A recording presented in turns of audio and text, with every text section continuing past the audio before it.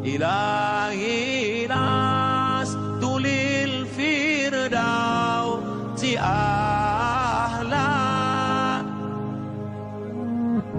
Sekitar 10 menit kita bertanya jawab. Insyaallah. Ada titipan dari pekerja Pertamina, 2 pertanyaan. Satu pertama, cukup banyak pekerja yang hari ini ragu tentang berjamaah di masjid atau sendirian di masa Covid. Karena di masjid protokol kita secara nasional sama. BUMN ikut pemerintah berjarak 1 meter berselang. Kemudian kalau kita berjamaah katanya wajib rapat. Nah, bagus sholat sendiri, berkhawatir nanti rapat-rapat di masjid juga tak steril. Atau kita berjamaah, tapi sholatnya jarang-jarang. Yang pertama. Yang kedua, alkohol kan termasuk yang dilarang untuk digunakan dalam sholat. Sekarang kita mesti cuci tangan dan mengandung alkohol. Ada juga beberapa masjid menggunakan disinfektan yang disemprotkan. Nah, 2 pertanyaan ini sangat berdasar. Mau tidak mau harus kita sampaikan karena dari kemarin tolonglah tanyakan dulu. Nah, jadi nanti kita harapkan kepada Ustaz bisa menjawab 2 pertanyaan ini. Kemudian tadi dari audiens di Majelis Ulama juga sudah ada kertas titipan, saya tak nanti sempat atau tidak. Jadi itu Ustaz, 2 pertanyaan dulu dari beberapa teman tadi saya simpulkan, yang lain mungkin nanti tidak terbatas semua, bisa kita seperti biasa kita titipkan ke panitia untuk dijawab nanti melalui WA atau online. Sementara Ustaz mau dijawab Ustaz? 2 pertanyaan. Yang pertama tentang sholat di masjid, shofnya jarang. Apakah merapatkan shaf itu masuk di antara 3 rukun syarat wajib? Rukun syarat sholat, wajib sholat? Tidak. Andai suasana normal sekalipun. Apalagi suasana tidak normal karena adanya suatu pandemi wabah darurat. Oleh sebab itu Al-Azhar Mesir mau menunjukkan 2 fatwa. Satu fatwa secara teori, satu fatwa secara amali. Maka di bulan Ramadan kemarin dilaksanakan sholat Qiyamul Lail di Masjid Al-Azhar Kairo Mesir dengan berjarak, untuk menjelaskan kepada umat kami tidak hanya teori tapi langsung amali, tatbiki, menunjukkan, mengamalkan. Nih sholat berjarak di Universitas Al-Azhar, bisa dicari videonya di YouTube. Buat di situ sholat, tulis Qiyamul Lail Ramadan Al-Azhar, nampak tulisan berjarak, untuk menunjukkan bahwa sholat berjarak ini sah. Di Masjidil Haram juga dilaksanakan secara berjarak. Cuman yang jadi masalah kadang jamaah ini begini, kalau AC-nya rusak dibawanya ke tukang AC, kalau mobilnya rusak dibawanya ke bengkel. Tapi kalau agama dia lebih suka berfatwa sendiri. Apa yang terjadi pada masyarakat ini? Tak percaya dia sama ustadz. Tapi waktu dia naik pesawat percaya dia sama pilot. Belum ada penumpang itu diketuknya pintu pilot, tanya mana kopling sama rem tangannya. Percaya dia sama pilot, tapi sama ulama sama ustaz tak percaya. Padahal kita ini disuruh ati Allah Ta'ala kepada Allah, wa ati'ur Rasul Ta'ala kepada Rasul, wa ulil amri. Ulil amri di situ ulama. Ulil amri, ulama. Tengok tafsir Ibnu Katsir. Imam Abul Fida Ismail Ibnu Katsir, tafsir Al-Qur'anil Azim. Oleh sebab itu kalau sudah ulama di Al-Azhar mengatakan sholat berjarak sah, ulama di Saudi Arabia mengatakan sholat berjarak itu sah, laksanakanlah. Kenapa ragu juga lagi? Adapun masalah khawatir ragu, saya ini Pak Ustadz ragu saya ke masjid ini kena Covid. Seingatku kau tak ada Covid, memang tak pernah ke masjid. Jadi Covid ini sebagai alasannya saja. Maka saya ketua masjid, saya di komplek perumahan ketua masjid, maka saya buat di situ protokol kesehatan. Di depan masjid itu sudah ada cuci tangan, walaupun nanti dia berwudu karena yang pakai sabun. Lalu kemudian karpet digulung, lalu kemudian shop berjarak, tak ada salaman, lalu kemudian tetap pakai masker. Jadi kalau sudah kita laksanakan protokol kesehatan, kena juga, itu memang sudah ajalnya sampai. Orang ini kalau memang sudah lantamu tanapsun, orang tak akan mati hatta tastakmila rizqaha wa ajalaha, orang kalau mati itu ajalnya sampai. Setengah mati Covid itu mengganggu, kalau tak sampai ajal tak mati. Tapi kalau sudah sampai mati, minum kopi pun orang mati. Oleh sebab itu maka iman ini mesti kuat. Kalau iman kuat, imun naik. Kalau imun naik, Covid itu ada kekebalan tubuh pada diri kita ini. Nanti kalau saya teruskan bicara masalah kesehatan ini, didengar sama dokter, man takallama fi ghairi fannihi atabil ajaib. Siapa yang bicara bukan pada bidangnya, ngomongnya ajaib-ajaib. Oleh sebab itu maka kita ini mensikapi Covid ini tetap ikhtiar. Itu Ahlus Sunnah wal Jamaah. Kalau ada berserah diri aja, aku terserah aja lah Pak Ustaz, itu Jabariyah, itu halul bid'ah. Kalau ada pula orang yang menafikan takdir, itu namanya Qadariyah, Mu'tazilah. Nanti diluruskan Dr. Amar Adli yang lama mendalami Mu'tazilah. Oleh sebab itu maka kita ada usaha, ada ikhtiar. Ikuti protokol kesehatan. Jangan lantang sombong kali mau menelan Covid pula.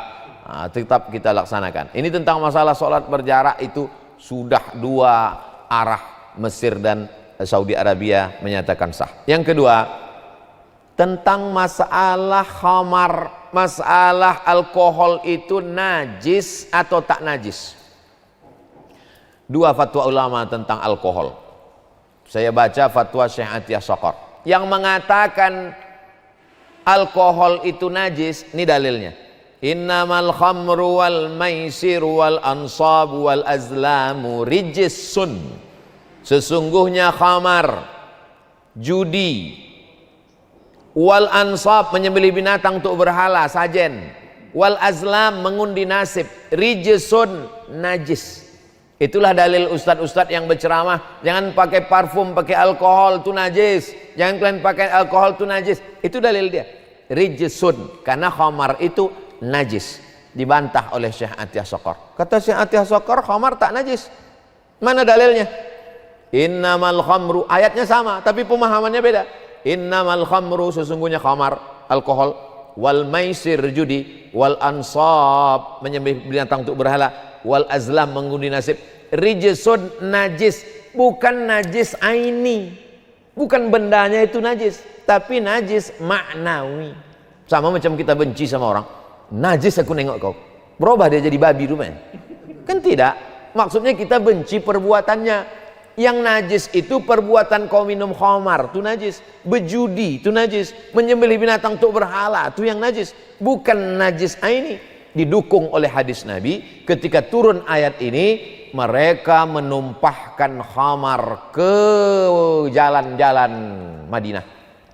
Innamal khamru wal maisiru wal ansabu wal azlamu rijsum min amali syaitan fajtanibu, jauhilah perbuatan setan. Najis, perbuatan setan jauhi. Mereka tumpahkanlah khamar ini ke jalan-jalan kota Madinah. Dan jangan lupa, waktu itu Masjid Nabawi belum pakai semen, dan mereka banyak yang tak bersandal. Mereka menginjak khamar yang kering itu, masuk mereka ke Masjid Nabawi, mereka sholat. Seandainya najis, pasti kata Nabi, gali tanah, masukkan dalam kubur supaya tak terinjak. Itulah dalil menunjukkan bahwa alkohol itu tidak najis aini, tapi najis maknawi. Nah, begitu juga dengan beberapa fatwa yang saya baca yang dikeluarkan Ormas. Untuk lengkapnya saya punya di rumah, sampulnya warna biru.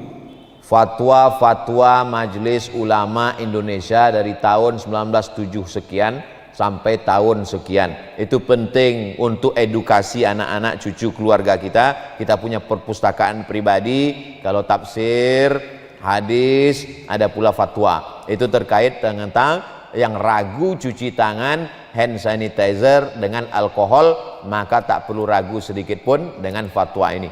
Wallahu a'lam bishawab. Maaf. Barakallah. Baik, kalau yang tadi pertanyaan sudah kita jawab, ini ada beberapa pertanyaan dari mewakili hadirin di Majelis Ulama Indonesia terkait masalah Madinah yang dijelaskan. Dengan situasi dan kondisi negara kita sekarang ini, bentuk hijrah yang bagaimana yang dilakukan oleh pemerintah dan umat? Bentuk hijrah bagaimana, Ustaz? Ini mungkin bisa diberikan nasihat atau pendapat dari Ustaz untuk hijrah bagaimana dengan kondisi hari ini untuk yang laku dilakukan oleh pemerintah dan masyarakat. Ini satu poin terakhir saja sebelum doa. La hijrata ba'dal fathi. Setelah pembebasan kota Makkah tak ada lagi hijrah. Pembebasan kota Makkah tahun 8 hijrah. Nabi datang membawa 10.000 pasukan. Maka setelah itu tak ada lagi hijrah, karena Makkah sudah menjadi Darussalam, negeri Islam. Sebelum itu orang disuruh hijrah dari kota Makkah ke kota Madinah, dari Daril Harb, negeri perang, kepada negeri salam. La hijrata ba'dal fath. Setelah pembebasan kota Makkah tak ada lagi hijrah. Lalu yang dimaksud dengan sekarang ada pemuda hijrah, bikers hijrah, jilbabers hijrah, emak-emak hijrah. Apa sebetulnya yang dimaksud hijrah? Itu yang dimaksud Nabi, al-muhajir. Orang yang hijrah itu siapa ya Rasulullah? Man hajara ma nahallahu anhu, meninggalkan yang dilarang Allah. Maka sekarang lagi tren, kau sudah hijrah? Udah. Hijrah dari mana? Entah, aku tengok orang tuh hijrah, aku hijrah pula.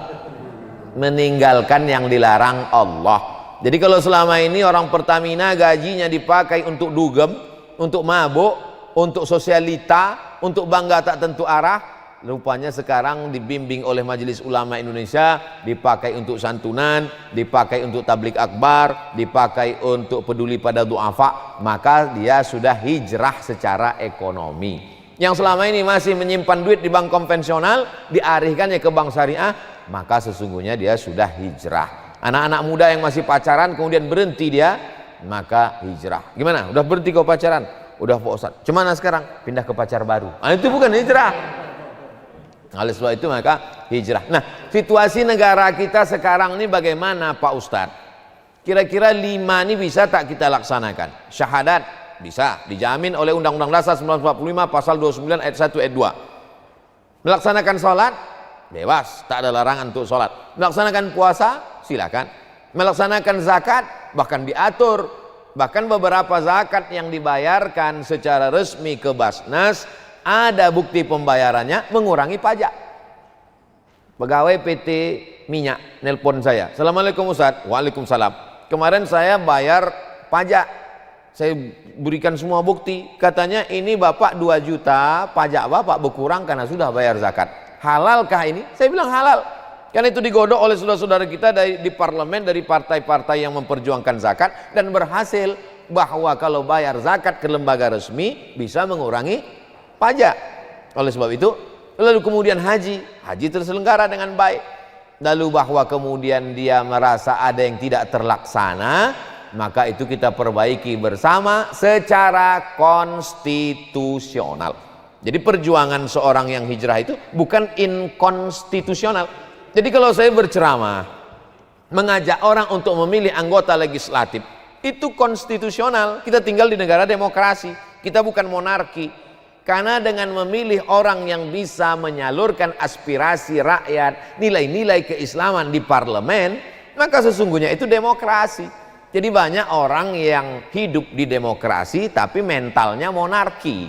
Nah, ini yang berbahaya. Oleh sebab itu maka kita tinggal, apa kata Presiden Soekarno? Kita tidak negara Islam, kita negara kaum muslimin terbesar di dunia, tapi sistem yang kita pakai adalah sistem demokrasi. Dalam demokrasi suara yang paling banyak itulah yang menang. Lalu kemudian banyak orang milih saya, ya apa salahnya dia pilih saya.